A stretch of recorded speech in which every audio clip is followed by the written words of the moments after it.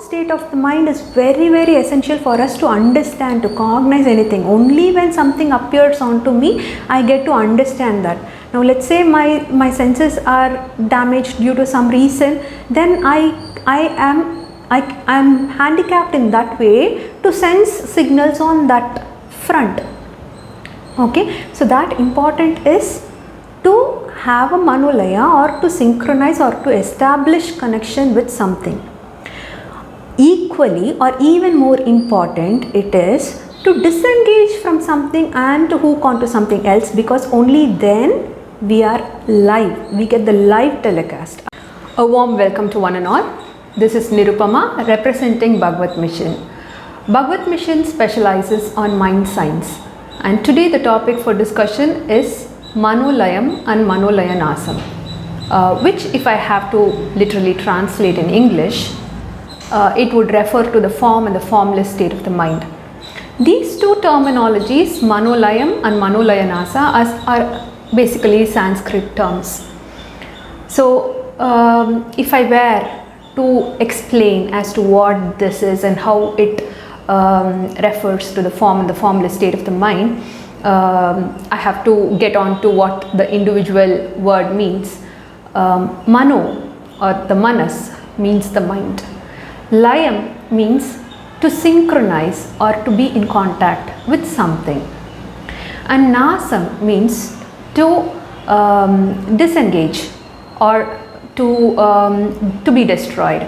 Okay, so Manolayam. So now that we know what each terminology means, and if I have to connect them together, Manolayam means when the mind engages with something, it is called Manolayam. When it synchronizes, when it takes the form of something that it is perceiving.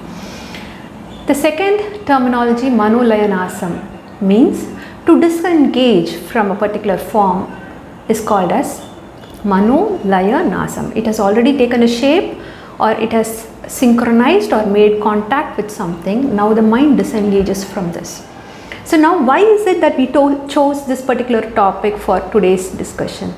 So Bagavath Mission specializes on mind science, and this understanding these two entities helps us understand as to how our mind works. So it becomes pretty much essential for us to understand this. Thereby we get to know as to how our mind operates and what significance is it for us to understand this form and the formless states of the mind.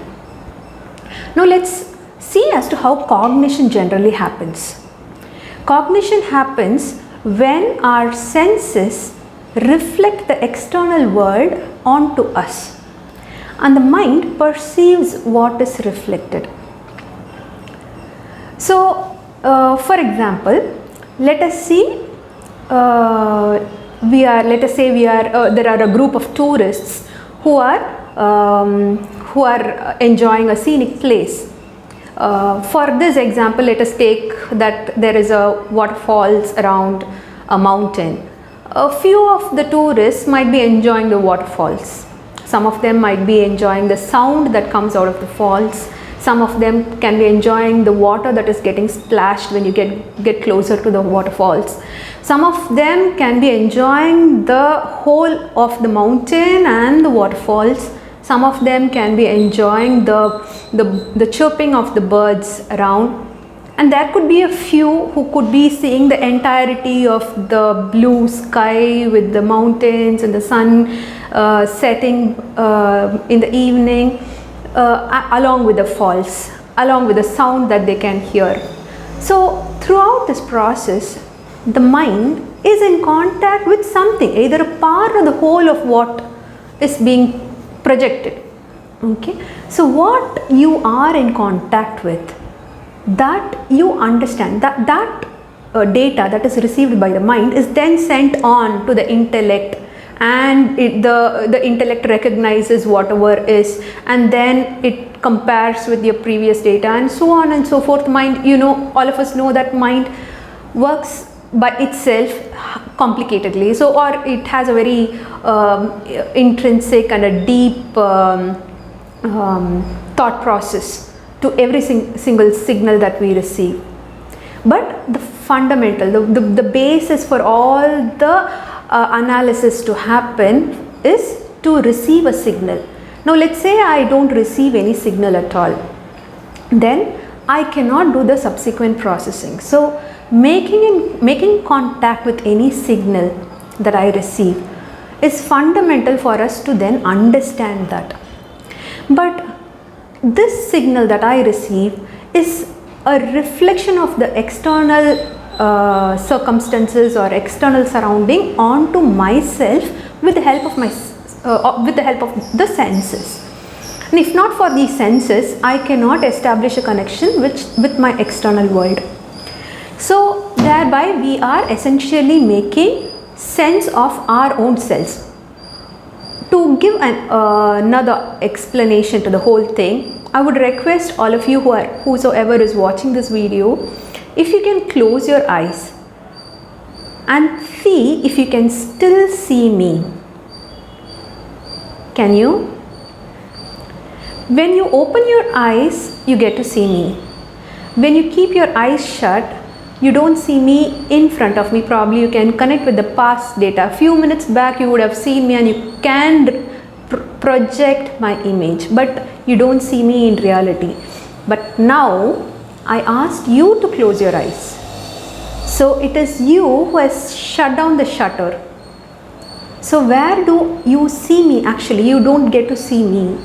You get to see my reflection, which is inside you.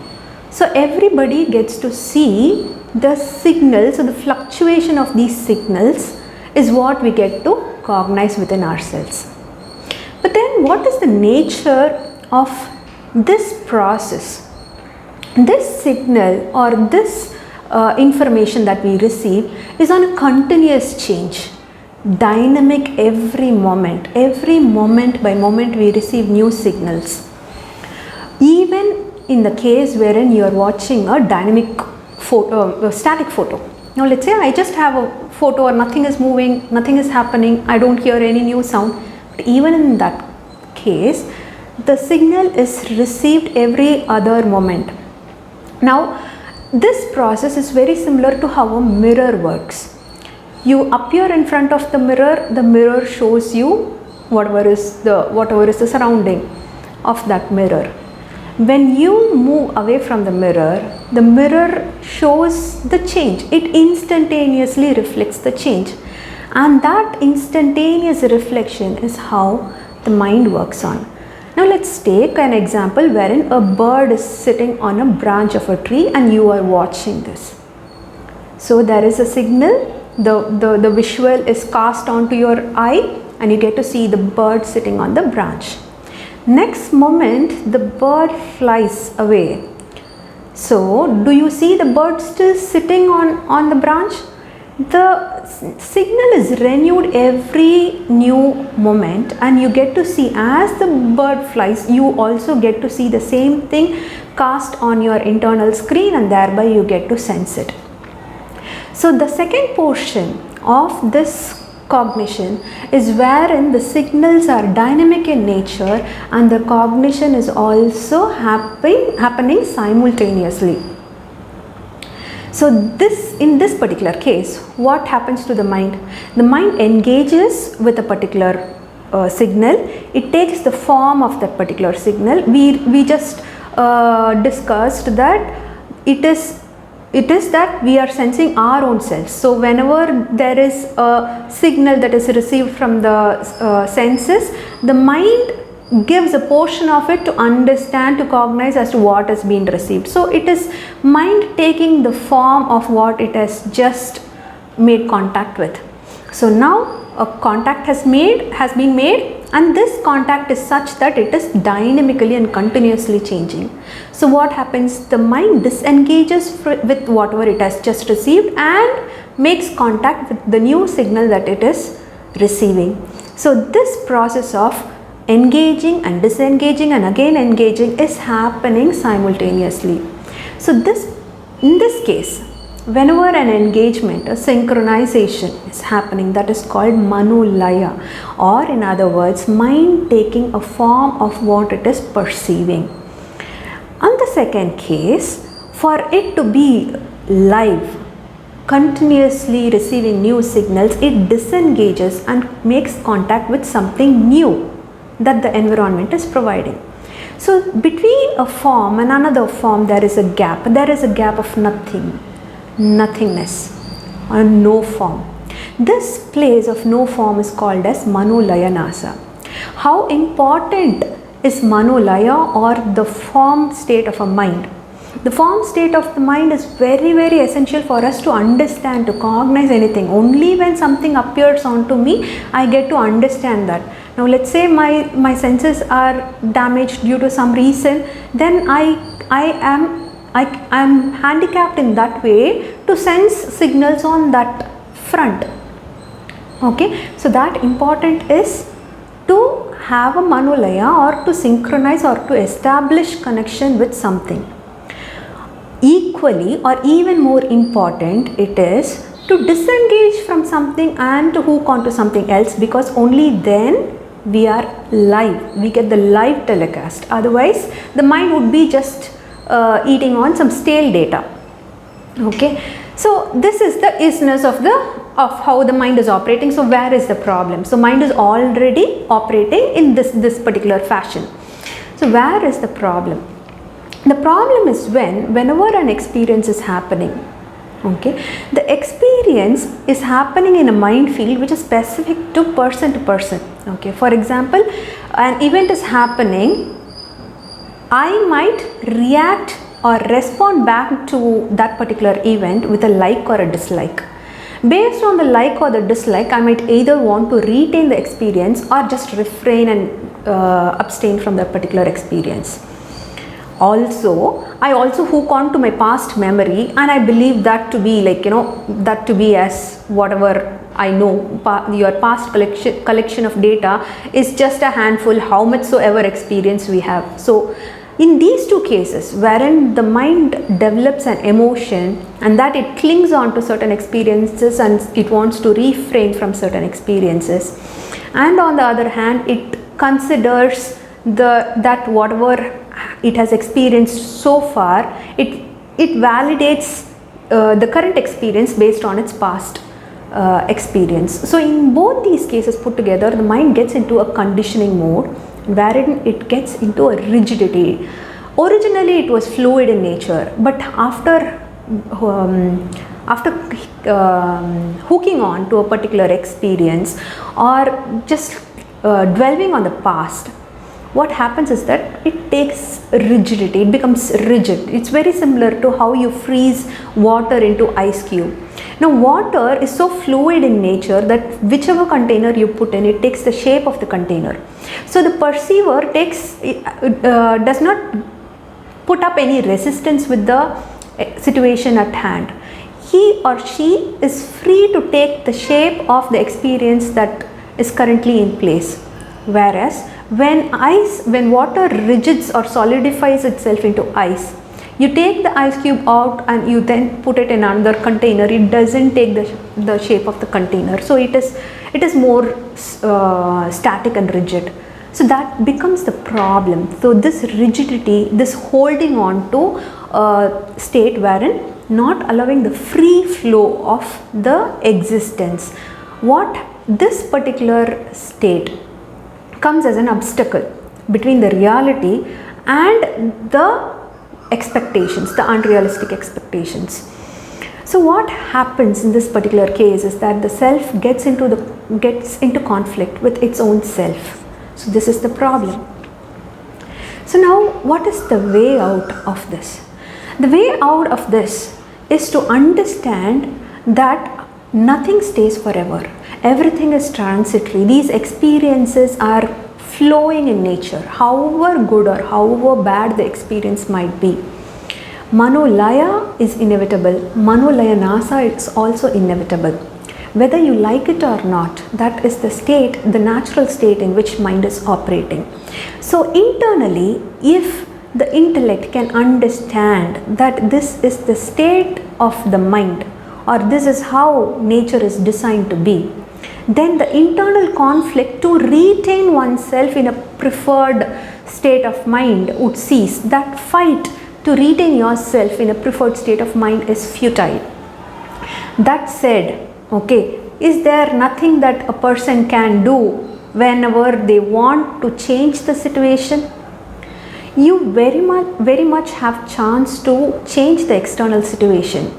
Okay, whenever the situation calls for you, especially this happens in a pleasant scenario. Let's say you want to retain a pleasant scenario, this is more kind of an expectation from the self. You repeatedly see people going and doing repeatedly going and doing certain activities repeatedly just to keep themselves in a pleasant state of mind.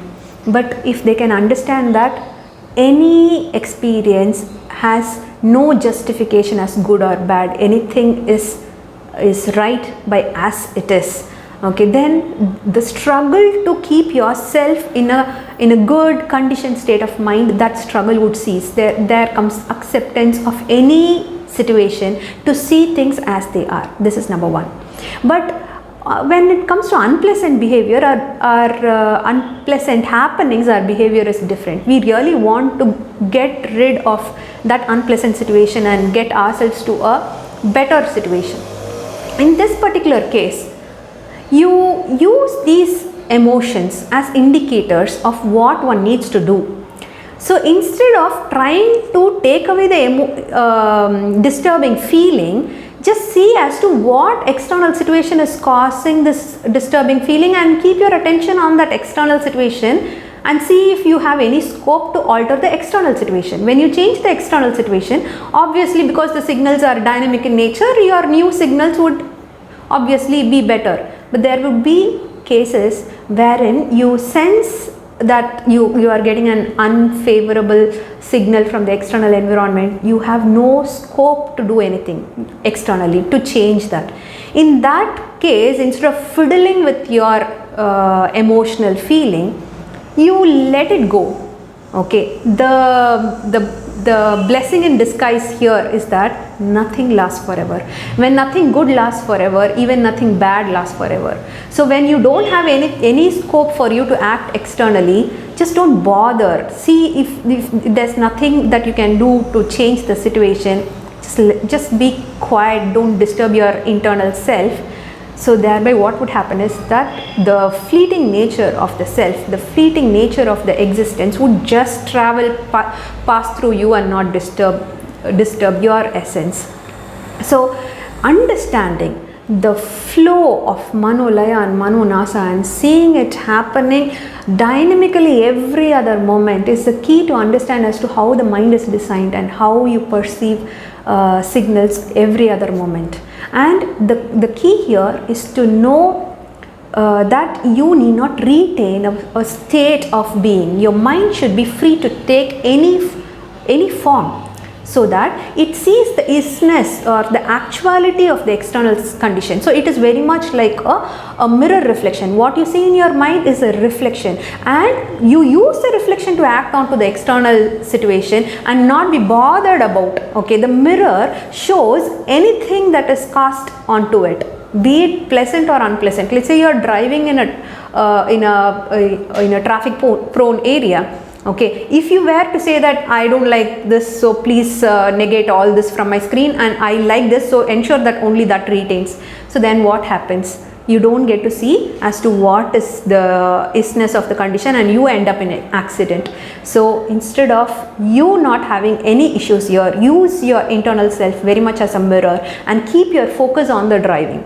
So to keep your focus on your external situation and just not be bothered about whatever good or bad is cast, use it for your external situation as and when needed. So this concept about Manolaya and Manolayanasa, that is the form and the formless state of the mind, which is happening every other moment. Even for you to understand this, Manolaya is important. So Manolaya, or the mind taking a particular form, is very much essential. Equally or more essential is mind disengaging and connecting with something, so that it is always live and it is not receiving any stale data. Hope this knowledge on how the mind works, these two terminologies, I hope it will come of help to you. Thanks everyone for watching this video. Bye.